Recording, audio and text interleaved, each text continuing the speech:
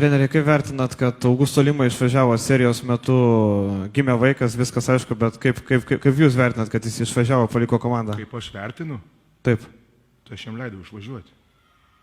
Bet ar normalu, kad pusfinaliai išvažiuoja žaidėjas vis tiek? O tu turi vaikų. Tai kaip turėsi vaikų, jaunuolį suprasi.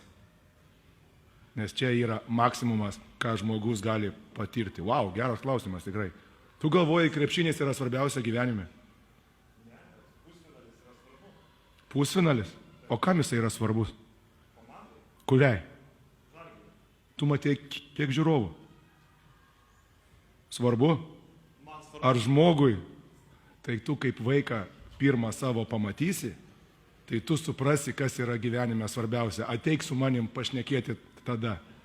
Nes nieko negali būti didingesnio pasaulyje kaip vaiko gimimas. Patikėk manim. Nei titulai, nei niekas. Augusto Lima yra dabar padangėse ant emocijų. Aš labai džiaugiuosi už jį.